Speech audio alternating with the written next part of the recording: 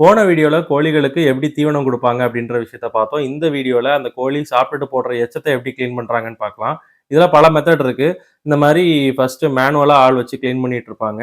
ஷெட்டுமே பார்த்தீங்கன்னா, சிலவங்க தூண் போட்டு அதுக்கு மேல ஷெட் கட்டி, அதுல தான் கூண்டு வச்சிருப்பாங்க. அதாவது கூண்டுல இருந்து கீழ உள்ள தரைக்கு கிட்டத்தட்ட 20 அடிக்கு மேல 20, 30 அடிக்கு மேல ஹைட் இருக்கும். சில பண்ணைகள்ல கூண்டுக்கு கீழ இந்த மாரி சின்ன குழி மட்டும் போட்டிருப்பாங்க. அது 2 டைப்ல வேஸ்ட்ட டிஸ்போஸ் பண்றாங்க.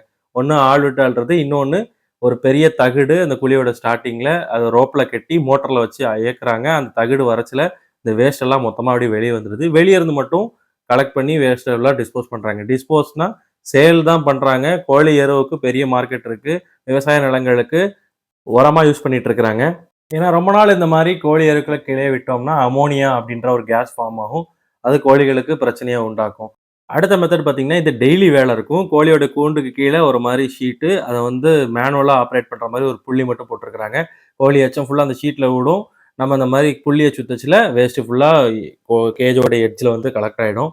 கோழி பண்ணைகள் பத்தின அட்வான்ஸ் டெக்னாலஜிஸ் என்னலாம் இருக்கோ, அதெல்லாம் தேடி நம்ம எடுத்து வீடியோஸா போட்டுட்டு இருக்கிறோம். வீடியோ பார்க்குற உங்களுடைய கருத்துக்கள ஷேர் பண்ணுங்க. பிரயோஜனமா இருக்கா? இல்ல நாங்க ஏதாவது இம்ப்ரூவ் பண்ணணும்னா உங்களுடைய கமெண்ட்ல சொல்லுங்க. நாங்க அத கேட்கறதுக்கு வில்லிங்கா இருக்கோம்.